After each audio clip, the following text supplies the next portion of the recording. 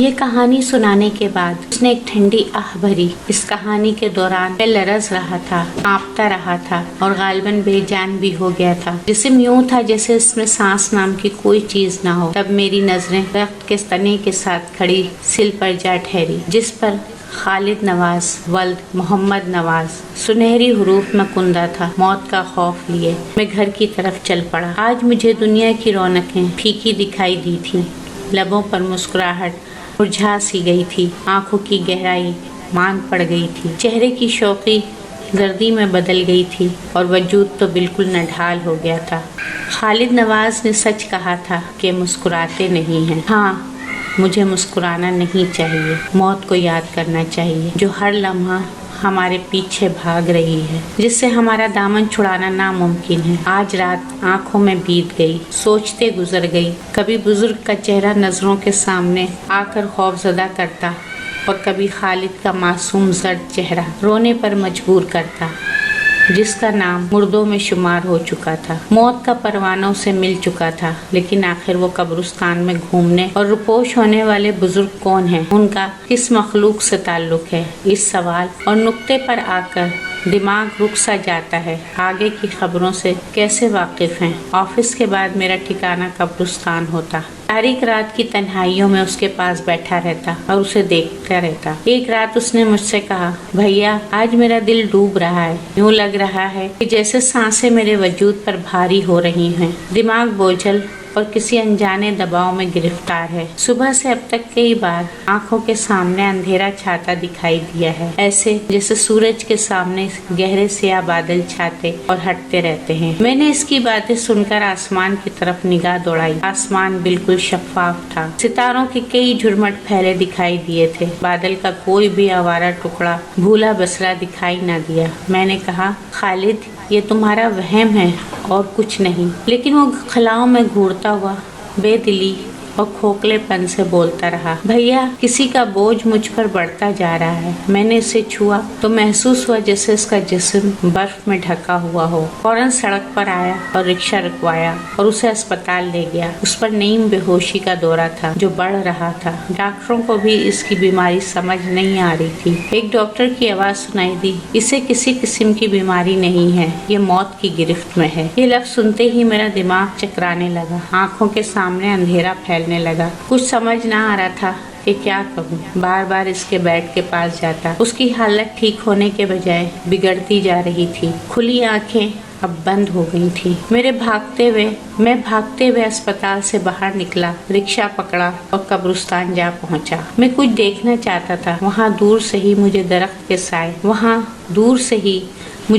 کے ساتھ وہی سفید لباس والے بزرگ دکھائی دیے۔ وہ خالد نواز کے خطبے پر کچھ لکھ رہے تھے۔ میں مبہوت بنا انہیں دیکھتا رہا۔ کئی لمحات تک وہ تنے کے پاس بیٹھے رہے، پھر اٹھے اور دور اندھیروں میں جا کر روپوش ہو گئے۔ میرے دل کی دھڑکنیں تیز تھی، سانسیں اس قدر بے ترتیب تھیں کہ جیسے کوسوں میل بھاگ کر آیا ہوں۔ پھر اپنے آپ کو دلاسا دیا، حوصلہ پیدا کیا اور بوجھل قدموں سے درخت کے تنے کے قریب چلا گیا۔ خطبے پر 8 فروری 1994 لکھا ہوا تھا۔ میرا دماغ چکرا گیا۔ کلائی میں بندھی گھڑی پر تاریخ دیکھی، 7 فروری تھی اور وقت رات کے تقریباً 11:15 بج رہے تھے۔ کلائی پر بندھی گھڑی میں تاریخ دیکھی، 7 فروری تھی اور وقت رات کے تقریباً 11:15 بج رہے تھے۔ اف خدایا، صرف پون گھنٹہ خالد کی زندگی تھی۔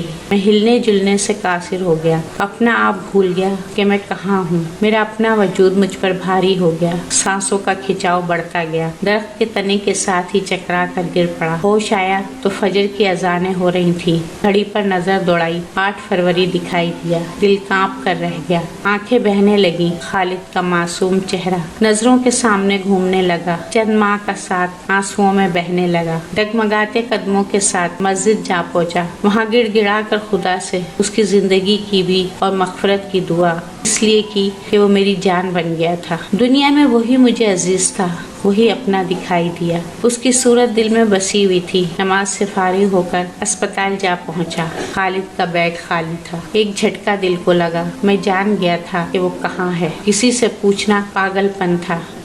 جسم بے جان سا تھا، بوجھل قدموں سے مردہ خانے کی جانب بڑھنے لگا۔ مجھے کسی کا ہوش نہ تھا، صرف اس کا مردہ چہرہ نظروں کے سامنے تھا۔ میں ڈگمگاتے قدموں سے آگے بڑھ رہا تھا کہ کسی نے میرے کندھے پر ہاتھ رکھا۔ میں نے چونکتے ہوئے پیچھے دیکھا تو ایک بزرگ تھے۔ اس بیڈ والے مریض کو تم لے کر آئے تھے؟ انہوں نے غمگین لہجے میں کہا۔ ہاں میں ہی اسے لایا تھا، میں نے روتے ہوئے کہا۔ پھر لاوارثوں کی طرح چھوڑ کیوں گئے؟ اس بار ان کا لہجہ ترش تھا اور میرا بازو کھینچتے ہوئے ایک طرف لے گئے۔ دور، بہت دور ایک برآمدے میں اسٹریچر پر کوئی سفید چادر کے نیچے لیٹا دکھائی دیا۔ اسے دیکھتے ہی میں بے جان سا ہو کر لڑکھڑا گیا۔ بزرگ نے مجھے دلاسا دیا اور میں بوجھل چلتا ہوا اسٹریچر کے قریب پہنچا۔ ہمت نہ ہو رہی تھی کہ اس کے منہ سے سفید چادر ہٹاتا۔ بزرگ نے ہی یہ کام کر دیا۔ اس کا چہرہ مجھے دکھائی دینے لگا۔ وہ مردہ رنگت تھا، ایسے لگا جیسے میٹھی نیند سو رہا ہو۔ میں اس کے اوپر جھک گیا، اسے جھنجھوڑنے لگا، لیکن کچھ فائدہ نہ ہوا۔ اسے شاید میری چیخیں سنائی نہ دے رہی تھی، شاید میری آنکھوں کے آنسو نہ دیکھ پا رہا تھا۔ کئی لمحات ایسے ہی بیت گئے کہ بابا کی آواز سنائی دی، بیٹا کب تک اسے یہاں رکھو گے؟ جہاں لے جانا ہے لے جاؤ۔ بابا نے درست کہا تھا، وہ لاوارث تو نہ تھا، گھر میں اس کی ماں اور بہن بھائی بھی تھے۔ میں نے ایمبولینس کا انتظام کیا، اس کے مردہ وجود کو ایمبولینس میں لٹایا اور ایمبولینس چل دی۔ اس کے گاؤں کو میں جانتا تھا، اس نے اپنے گاؤں شہر کے تمام راستوں سے مجھے آگاہ کر دیا تھا۔ بہت بڑا گاؤں نہ تھا اس کا گھر ڈھونڈنا مشکل ہوتا۔ ایمبولینس قبرستان کے قریب سے گزرنے لگی تو میں چیخ اٹھا، پلیز رکو۔ ڈرائیور نے گاڑی روک دی۔ میں دیوانوں کی طرح قبرستان کی طرف بھاگا، درخت کے تنے سے لگے کتبے کو اٹھایا اور گاڑی میں لے آیا۔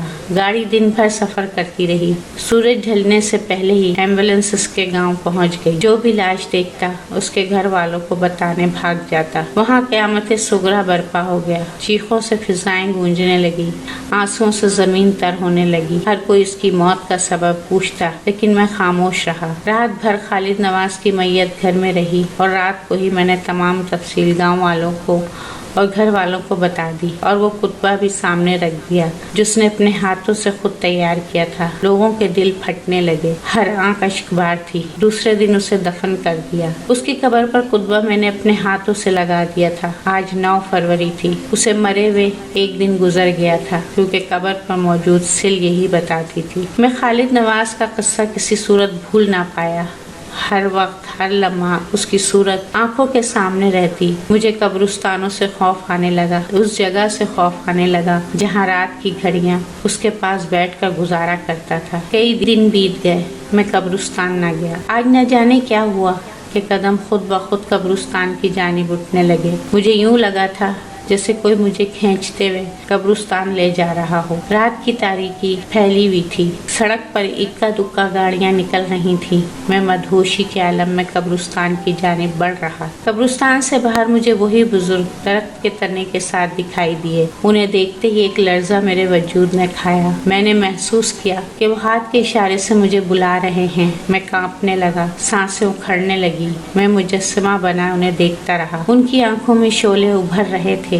ایک مڑا ہوا کاغذ انہوں نے میری طرف بڑھایا اور ایک طرف چل دیے۔ مجھ میں ہمت نہ ہوئی کہ کاغذ پکڑ سکوں۔ وہ کاغذ تھا یا میری موت تھی؟ دماغ کو ایسے جھٹکا لگا جیسے پاگل ہو گیا ہوں، لیکن میں پاگل نہیں ہوا تھا۔ حرکتیں پاگلوں جیسی کرنے لگا تھا، لیکن شاید یہ میری موت کا پروانہ یا پھر کسی اور کی موت کا پروانہ۔ یہ سوچ کر میں نے کاغذ پکڑ لیا اور گھر آ کر سانس لی۔ اپنے کمرے میں آ کر کاغذ کھولا تو اس میں میرا نام اور میرے والد کا نام لکھا تھا، تاریخ نہیں تھی۔ موت کے خوف سے میں اس قدر اچھلا کہ چارپائی سے نیچے جا گرا۔ پورا جسم لرزنے لگا، دماغ بوجھ محسوس کرنے لگا۔ میری ویسی ہی حالت ہونے لگی جیسے خالد نواز نے اپنی بتائی تھی۔ میرا حلق خشک ہونے لگا، آنکھیں بہنے لگی، موت رقص کرتی دکھائی دینے لگی۔ کسی وقت किसी भी लम्हे मौत की आगोश में जा सकता हूँ। मैं मौत से कब तक भागूंगा, ये मुझे पकड़ लेगी। अपने घर में सफेद कपड़ों वाले बुजुर्ग का साया पाता हूँ,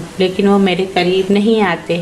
सिगरेटों के धुएं में खुद को तहलील होते देखता रहता हूँ। किसी भी लम्हा इस धुएं की मानिंद बिखर सकता हूँ। मौत के तस्वीर से लरस जाता हूँ, लेकिन कब तक। मुझे अपनी कब्र दिखाई दे रही है। सफेद कफन को अपने जिस्म पर लिपटा हुआ देख रहा हूँ। दोनों हाथ खाली हैं, बिल्कुल तही दामन हूँ। दुनिया के पीछे भागता रहा हूँ। दुनिया की रौनकों, दुनिया की शौकियों, दुनिया के कहकहों और दुनिया के हसीन लवाजमात को काबू करते करते आज खुद मौत के काबू में जाने वाला हूँ। किसी भी वक्त मेरी सांसें मेरे वजूद को खोखला छोड़कर निकल सकती हैं। किसी भी लम्हे मेरी जबान पर तवील खामोशी छा सकती है और हमेशा हमेशा के लिए मेरा वजूद लोगों के लिए एक याद बनकर रह जाएगा।